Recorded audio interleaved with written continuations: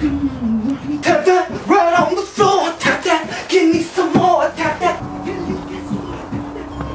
Well, just trying to have some freaking fun for once.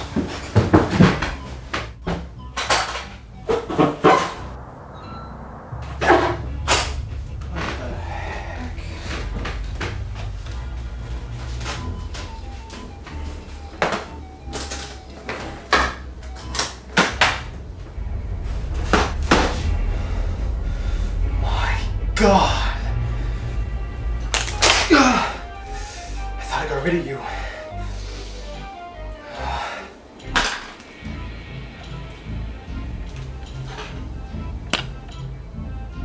I can't believe it.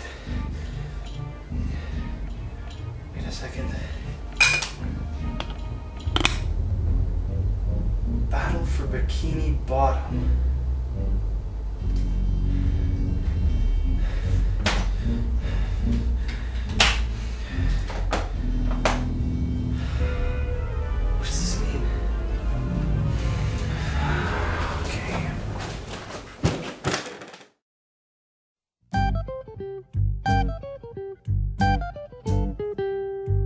One year ago, over the bit of time I had before starting my summer job, I somehow found myself playing, once again, a game whose completion status was the lone stain on my otherwise perfect childhood record. That game was SpongeBob SquarePants' Revenge of the Flying Dutchman. Playing that game finally prompted me to do something that I had been delaying for long enough. Begin a game analysis show, and depending on how long you've been watching me, the rest may or may not be history. Back then my format was bad, my script writing was bad, and my hair was disgusting. Ever since I have constantly been tweaking my formula in accordance to your feedback, so thanks. And I finally feel ready to do something that I know at least a few of you have been waiting for a long time. Today I'm gonna take my first look at the second major SpongeBob console game. SpongeBob SquarePants Battle for Bikini Bottom. Now before we begin, let's just do a quick recap of Revenge of the Flying Dutchman, because that's something we're gonna have to refer to throughout the video. I am, however, not gonna record any new footage of the game out of principle. And since I deleted all the footage of my gameplay about a year ago, all the footage you're gonna see is gonna come directly from last year's video, so sorry about that, but yeah. Revenge of the Flying Dutchman was a simple 3D platformer with terrible visuals, animation, and pretty boring goals. I would have to call it a collectathon because collecting is all you really did. The purpose of the game was to collect every letter tile from every area. Some of the letter tiles were out in the open, requiring some minor platforming to acquire, while others had sub-collection tasks dedicated to them. Some of you may recall that one task had you winning the jellyfishing contest in Jellyfish Fields by collecting 100 jellyfish, despite the fact that there were only 84 jellyfish in the entire area. It turned out there was a hidden total jellyfish count, and that's what the contest was based on. That was one of my biggest problems with the game, and the main reason I could never beat it as a kid. Even worse was that the quest immediately after that involved catching another 50 jellyfish for Larry, meaning that you had to catch a total of 150 jellyfish between just two objectives. Now just to remind you, catching jellyfish wasn't always an easy task. They were technically enemies, all able to damage you, and different types required different methods of engagement. For example, the green ones that you needed to sneak up on slowly. So catching 150 jellyfish mean doing this 150 times in a row without interruption. Revenge of the Flying Dutchman featured a costume mechanic which seemed oddly out of place. The player could change SpongeBob's costume wherever there was a changing tent, which could have just as easily been included as part of the pause menu. Each of the 4 costumes changed the function of the B button, which meant that the default SpongeBob outfit was useless because the jellyfishing gear's net swipe could do damage just like the standard karate chop, but also catch jellyfish and latch onto hooks. As far as I can remember, the other 2 costumes were each only necessary for one segment of the game respectively. One of the worst things about the game was how the costumes influenced music. You see, the game featured a total of 8 musical tracks. 1 for each costume and the other 4 for special events. None of which, by the way, was the only song you'd expect to be in a SpongeBob game. Tying the music to costumes seemed really strange and meant not only that the same music would play in different parts of the game, but that since the jellyfishing costume was the only one that really mattered, for hours and hours all you would hear was the jellyfishing music. To accompany the bad music were audio cuts that would occur whenever certain enemies spoke, and the restarting of music that would follow them. Get off the beach, runt! The final and probably most important thing to remember about Revenge of the Flying Dutchman was its incredible misinterpretation of the source material. As a licensed game based on one of the most popular children's cartoons of all time, the key thing that would either make or break the game would be its ability to capture the charm and essence of SpongeBob. One of the first things I pointed out in my video was how the game began with SpongeBob waking up without his trademark alarm clock, and this was only the start. Whole areas seemed like they were made by people who'd never watched the show. Most notably the downtown stage, which was a collection of dark alleys, big thug enemies, a construction site, and a tall buggy skyscraper area. Jellyfish Fields didn't look anything like it should have either. Goo Lagoon was closer to a desert stage than I appreciated. To top it all off, aside from key characters, no recognizable people from the show appeared in the game. The final and only boss fight in the game was terrible, and would hold the #1 spot on my list of all-time worst segments in video games if the position weren't already held by the jellyfishing contest. To top it all off, it was the kind of game that just saved before the boss fight and wouldn't let you continue exploring the world after you beat it. Mostly because there was nothing left to do or collect. To summarize, the game failed to emulate the same quality that existed in the TV show. So much so, in fact, that I don't believe it should have ever been released. So, finally, we can begin Battle for Bikini Bottom. Are you ready, kids? Oh, okay. Well, I'm already happy. So, let's start up a game. Welcome to Bikini Bottom. Alarm clock. Check. Now, in case you couldn't tell, we are off to an excellent start. To be fair, the theme song in the game isn't the same one as from the show, which I probably wouldn't have noticed if it weren't for the fact that he draws out a who rather than an O.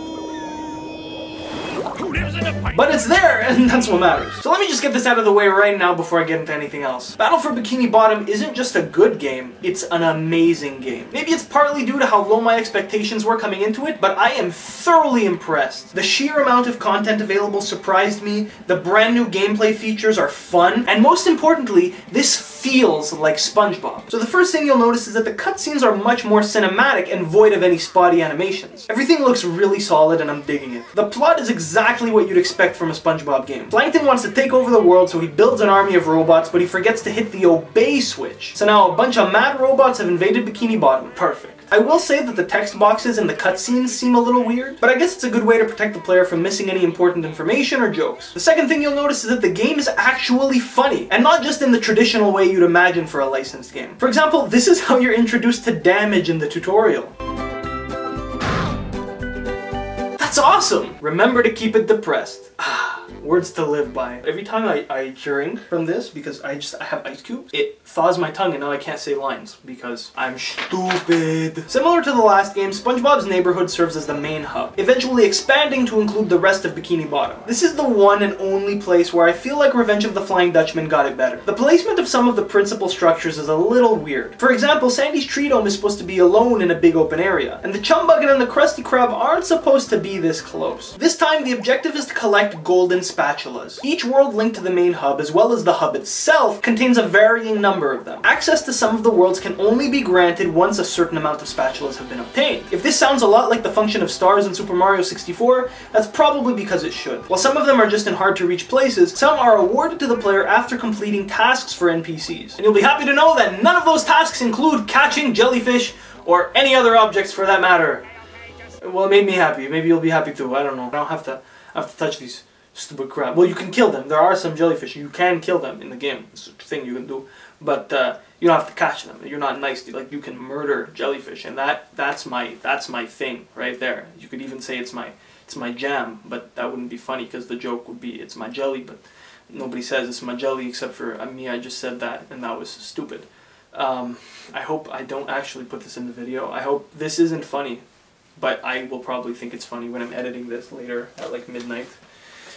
The only other collectibles are these things referred to as shiny objects. They're used as a sort of currency. Collecting them adds to the player's shiny object count. each different color representing a different value. These things are littered around the world, and when I say littered, I really mean it. As odd as this may sound, one of my favorite things about the game was just how well they were placed. As someone who has been playing video games for a long time, I have a tendency to play very cautiously and explore every area thoroughly. And to my surprise, every single time I turned a corner to see what lay on the other side, there was always a shiny object to collect. I don't think I've ever felt as rewarded for exploring as I have in this game. It's excellent. The platforming itself feels much better, mostly due to the addition of a double jump. However, in this game there is a greater emphasis on fighting, and as a result, a bus drives by my window. And as a result, SpongeBob's abilities have been completely redesigned for the sake of combat. The B button now does a swirling bubble attack, covering him from all angles. Y does an upward strike, and X is a downward slam. Two new features essentially replace costumes from the previous game. Unlockable abilities and new playable characters, Patrick and Sandy. Over the course of the game, SpongeBob learns bubble techniques from Bubble Buddy. Oh yeah, by the way, Bubble Buddy is a character in the game. Ah, my heart. I've lost it. No, I haven't. These moves are Bubble Bowling, a large rolling ground attack, and Cruise Bubble, a guided missile attack. Both of these abilities seem to be used quite fairly across all the levels. There are a couple of good situations where the game tells you to come back when you have a new power to help you. Patrick and Sandy both play completely differently from SpongeBob. Patrick's slam attack covers more area, and he's the only character who can pick up and throw objects. This leads to some clever puzzles, for example, stacking blocks to reach a higher area, throwing fruits into switches, or throwing ice blocks to freeze the water. Patrick can't perform any attacks well in the air though. Do you blame him? He's got to carry around this lug of beauty with him all the... Look at that. Oh, perfect.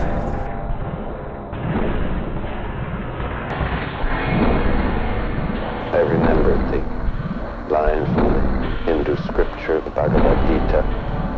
Vishnu is trying to persuade the prince that he should do his duty, and to impress him takes on his multi-armed form and says, "Now I am become death, the destroyer of worlds."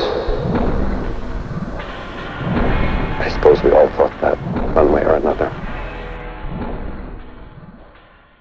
Sandy is the only one with a gliding move, making her the most versatile in terms of movement, which is great because it allows for the inclusion of specific platforming sections completable only by her. She also has the ability to swing from Texas-shaped emblems floating in the sky. To switch between characters, the player can use a couple of bus stops available throughout each stage. Contrary to costume tents from the Flying Dutchman though, the positions of these character-changing stations do actually sometimes work in collusion with a puzzle, which is great. The most obvious example is when you're playing as Sandy and you see a ground button that you can't hit because she doesn't have a sort of ground attack. Switching to SpongeBob will do the job, but maybe the button activates Texas emblems up ahead that only Sandy can use. SpongeBob has abilities unique to him as well, forcing the player to switch between them or rethink their strategy from time to time. For example, the sleeping robot enemy type can only be killed if it's snuck up on, and only SpongeBob has the ability to tippy-toe, which, might I add, includes piano key sound effects and everything.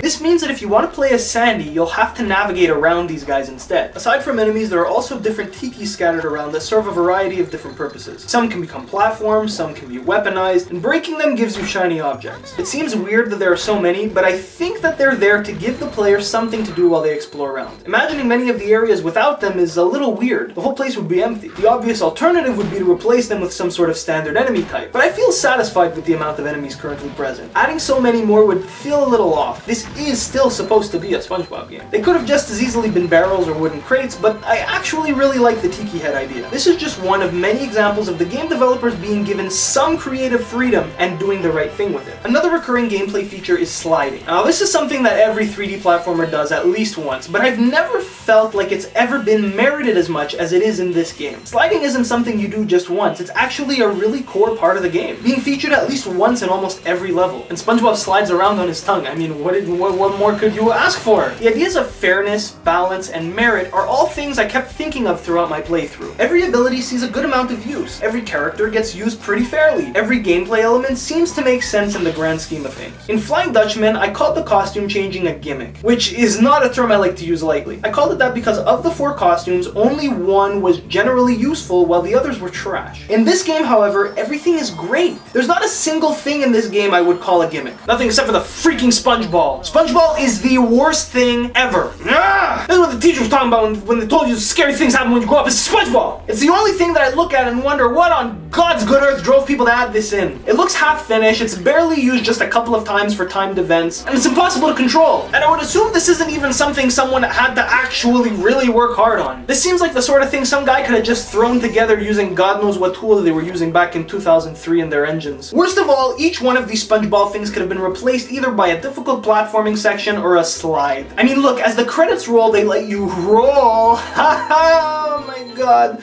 around in the SpongeBob arena. Come on, if that doesn't spell gimmick, what does? If it was exclusive to the credits though, I think I would have less trouble with it, but it's not, so it's stupid. So, on to what I was calling earlier one of the most important aspects of any licensed game, the commitment to and respect of the source material. How does Battle for Bikini Bottom fare in this regard? Well, for starters, this is how the game handles deaths, or falls into bottomless pits. Just take a look.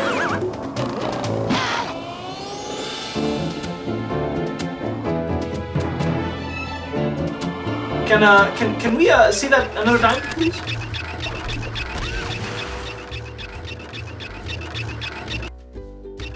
Okay, maybe just one more time.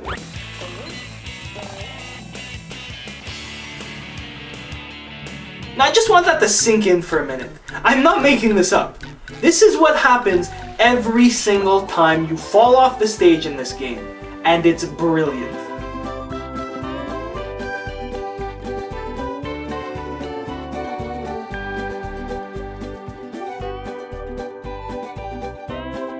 And this is basically how it works for the whole game. Rather than trying to build some sort of general SpongeBob vibe, which is what I think the Flying Dutchman was trying to do, this game does its best to make explicit references to episodes of the show. And there's no better way to tie the two together. All of the environments are consistent with what we've seen from the cartoon this time. SpongeBob's house is pretty good. New though is the library where the game's tutorial takes place. This is also where we first see the reporting fish guy from the show. Yeah, this freaking guy. This guy appears a couple of times during the plot and even narrates each boss battle, sometimes giving tips to the player. Looks like Patrick has a big opportunity here. It's a great application of SpongeBob lore to gameplay. Whoa, what an opening for a guy literally filled with openings.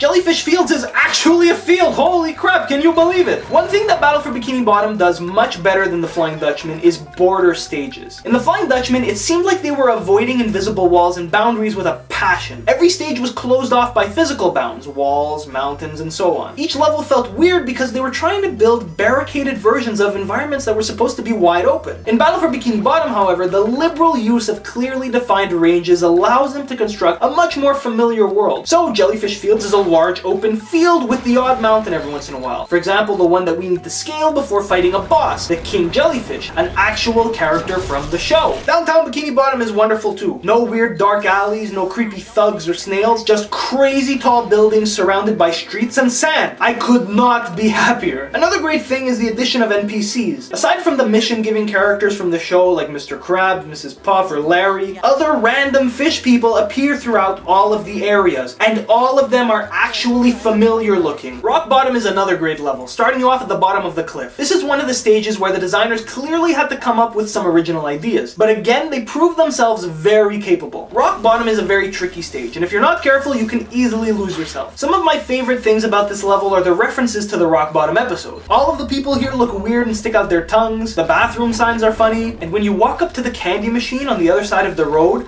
a bus passes by. When that first happened to me, I didn't really get it. It took me a few minutes to realize it was a reference to the episode. This part from, you remember? Remember? Yeah. And when I did, I was astonished. This is now probably one of my favorite Easter eggs of all time. The trench of advanced darkness, huh? Sounds dark. This isn't your average everyday darkness. This is advanced darkness.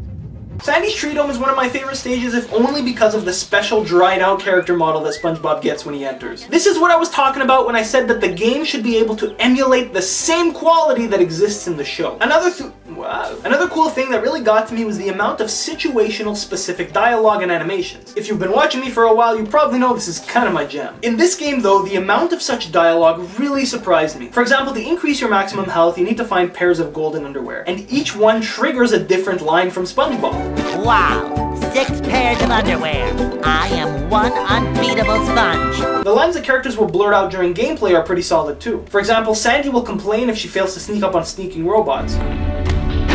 What's so great about being quiet anyways? Or joke about how health is underwear. Ew. I can't believe I'm wearing SpongeBob's underwear. There are also special animations triggered sometimes. For example, SpongeBob's running cycle becomes different if he's running away from an enemy. Look, just everything about this game is awesome. I keep trying to think of a way to properly describe it, but all I'm trying to express is that this is actually a SpongeBob game. It's right there in the title. It's not just some goofy adventure with a SpongeBob skin. It takes full advantage of the SpongeBob label and actually makes something good out of it. I mean, look, so when you fight robots, you get these combo names at the bottom of the screen. And they don't really matter or anything, but they're funny. This isn't something we've seen in the show, it's something they came up with on their own. But the important thing is that it fits the tone of SpongeBob. That's what's great about this game. You can tell that to the developers, this wasn't just a SpongeBob game. They were trying to make their own game. Their own good game. Part of this can be seen in the police station where all of the different enemy types are displayed with short descriptions. This seems out of place until you realize that all of these enemies must have been original creations. And despite the fact that they were making a licensed game, they wanted to show that off. Most of the other stages are handled very well too. I was pretty happy with the Goo Lagoon stage. It didn't look like a desert this time. It actually looked like a beach. At one point they even throw one of these familiar platforming situations I'm sure we've all seen in other games before. The water level starts rising and you have to get to the top before it hits you. I really couldn't believe it when I saw this. This was probably the point at which I realized that this was actually a really good game. A real 3D platformer. Probably one of the best I've ever actually played and not just some cash grab like I think I was expecting. This stage does, however, contain the only enemies I don't really like. These dragon guys don't come from any episode of the show, so they must be original, but they don't really seem to fit like everything else does. A lot of this game's platforming is what I'm gonna call incremental platforming, mostly because I don't know if it already has a name. What I mean is that it's the sort of game where you'll be presented a long, complicated platforming section without checkpoints in between. The purpose is to make you slowly master each section by killing you so many times that by the time you complete it, you've managed to do it in a single perfect run and feel very accomplished. Again, this is the sort of thing we'd see in an actual game, because this is an actual game. Okay, so take a look at this painting from the art museum for me. Is it just me, or is Patrick dragging a dead body? I don't recognize that from any episode. This game is actually surprisingly long, and to accommodate lazy players like myself, the game features a couple of great fast travel sort of things to prevent long and tedious backtracking. First are teleport boxes that appear in each stage. Opening both allows you to travel freely between them, which is very helpful. The other useful tool is the taxi, which I unfortunately only discovered towards the middle of my playthrough. In the pause menu, each stage and their respective spatula missions are displayed, and pressing A to call the taxi will allow you to be transported there immediately. This is really useful and allows you to avoid otherwise complicated navigation. There's only one stage in the game that, in my opinion, is really terrible, and that's the kelp forest stage. Part of it is that it's just too dark, but another part is that, unlike the other levels where the developers probably used their given freedom, this one really doesn't fit the world of SpongeBob. Most of the level is based around this river running through the center of it, meaning that you have to bounce on these bouncy leaves, but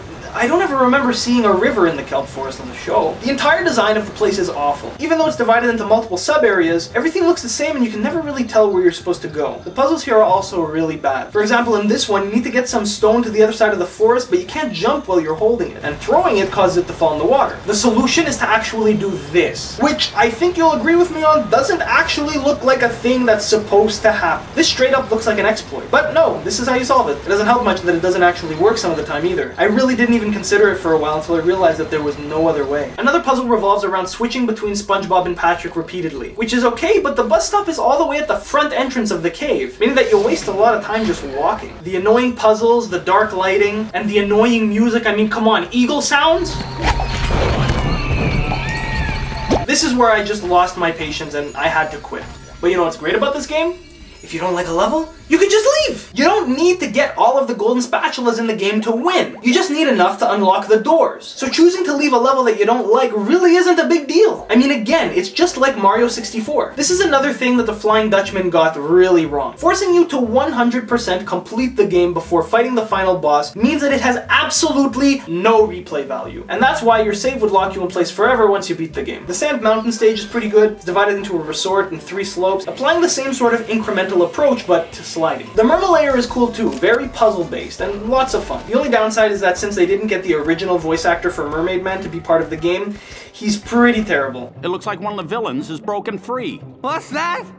An evildoer on the loose! One of my favorite stages, though, is SpongeBob's dream. Just like that episode from the show, SpongeBob's dream bubble is connected to other people's dream bubbles, and he can enter each one of them to collect golden spatulas. Again, you know what I'm gonna say. They had free reign, and they nailed it. Sandy's dream is a long slide high up in the sky full of Texas stuff. Perfect! Squidward's dream is a long and difficult platforming sequence over a bunch of musical notes and instruments, finally ending on his giant nose. Mr. Krabs is a battle against a ton of enemies surrounded by money while also trying to scale giant burgers. And finally, Patrick's, now prepare yourself for this, is just dark emptiness with a single light. And to get the spatula, all you have to do is talk to him. This is the best. Now watch this too. If you run long enough in one direction, you'll eventually cycle back to the same spot. Patrick's dream is an infinite loop of nothingness. And my favorite part about it is that someone actually made this. Think about it. Someone came up with the idea and someone actually made it. People decided to do this, to add this to the game, despite how weird it sounded. This is an amazing game.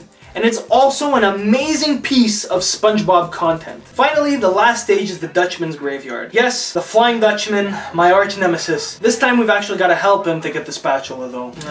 Looks like you lucked out this time, old friend. This stage is the only one to really take advantage of one of SpongeBob's other abilities, the wall jump. But man, does it do it justice. It starts with simple puzzles where wall jump pillars need to be placed in the proper positions to get to higher points. But it quickly begins increasing in difficulty and complexity. Jumping between two walls to get over a gap, jumping between two moving walls over a gap, hopping between a wall and a set of rotating wooden planks with just the right timing. It's really cool. Oh, looks like the Dutchman is being a jerk and refusing to give us our spatula. I guess I'll have to take him down again for old time's sake. This is actually one of the most enjoyable boss battles though. Much better than the actual final boss from Revenge of the Flying Dutchman. It even looks really cool too. Very impressive. Now the game is really good, but it's not void of a few problems. There are a couple of strange graphical issues I experienced throughout my play. Some weird lighting, things popping in and out, timers failing to be displayed in some situations but being displayed properly in others, textures failing to load properly. On one occasion the game crashed on me right after fighting a boss, which meant I lost a bit of progress and had to go through it again. The more serious problems were things like character and enemy introductions though. You see, the first time characters or enemies are met, a short little introductory cutscene would play. But since the player can mostly complete stages in whichever order they want, what kept happening to me was that I would only be introduced to something after I had already learned about it on my own. For example, I got to play as Sandy before they put me through the Sandy tutorial. I also had to fight these oil bubble enemies and learn their weakness before the game showed it to me. This isn't really a game-breaking issue, but it is a little annoying that this got past them and that it happened to me consistently without me having to try. Once enough spatulas have been obtained, you can finally enter the Chum Bucket, where the final fight between SpongeBob and the Mecha SpongeBob Mecha Plankton duo takes place. The final boss is actually really intense. You have to avoid taking hits from the giant robot, and when he stalls, hit him in one of his weak spots with a missile. Sometimes he goes idle though and the robot Plankton starts shooting at you with lasers. You have to hit him first before the SpongeBob robot becomes active again. And you also have to avoid falling to the lower level. It doesn't kill you, but since this is a pattern-based fight, falling will reset the pattern. It took me a few tries to find the optimal strategy, especially when he would do the karate attack, which is pretty funny. Once you beat him though, the single best segment in the entire game, in my opinion,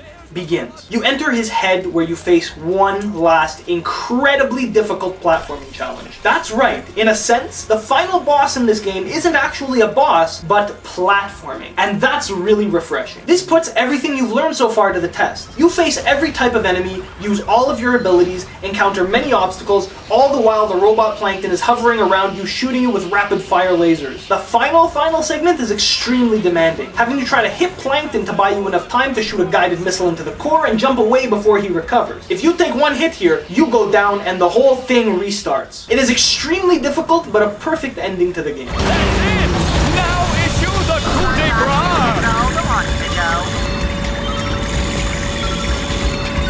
As I've said time and again, SpongeBob Battle for Bikini Bottom is both a fantastic game and an incredible addition to the SpongeBob franchise. It's true to itself, its license, and it's truly a masterpiece. What upsets me though is what that implies about the other game, the one before it, Revenge of the Flying Dutchman. These two games were released just a year away from each other and developed by different studios contracted by THQ. Now, video games as software projects generally have pretty long development cycles, and especially considering these were made in 2002 and 2003, we should be able to safely assume that they each took at least 1 year and probably overlapped. Since there don't seem to be any common assets, it almost feels like neither studio knew about the other, and that THQ did this to fast-track the production of 2 SpongeBob games. Clearly though, one was far superior than the other, and it makes too much sense to me that the worst of the 2 came out first. I've tried contacting some of the people involved to no response, and if ever they do answer, I'll definitely update this, but I have a feeling that both games were ready around the same time, and rather than scrap one and only release the other, they decided to separate them by a year so that neither of their holiday sales would interfere. I really don't like that. To me, it just reinforces my negative impressions of the Flying Dutchman. The studio that made the console version, Big Sky Studios, was actually closed after fan reactions to a bug that was discovered on the PS2 version that caused players to lose a lot of their progress at any point in the game. This is how bad that game was. A company does not exist anymore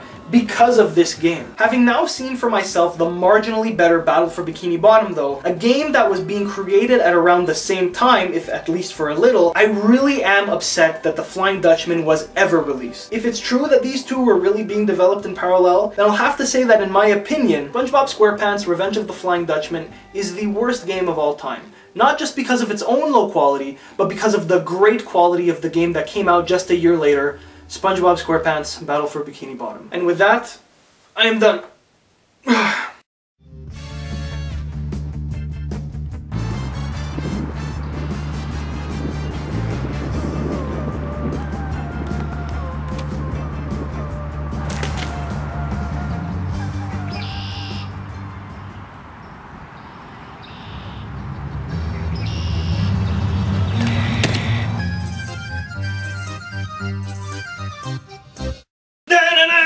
The end scream!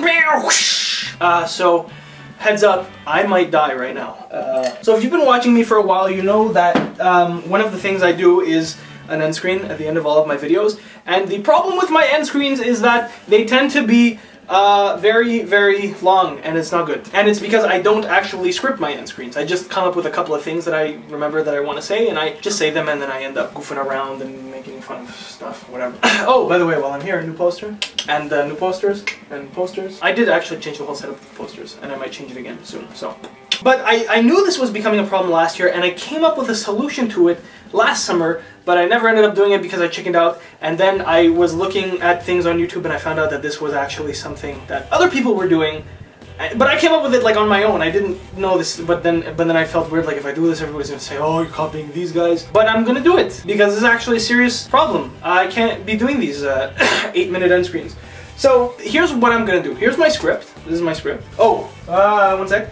I gotta remember this is SpongeBob Battle for Bikini Bottom. Interesting story that I'm gonna tell you before I do the thing that's gonna speed me up. I had to order this twice. I ordered it once and then it never came in, and then I had to like contact the seller, and then he like didn't have it, like he didn't track it, so nobody knew, so it just disappeared, so I had to buy this stupid freaking game twice.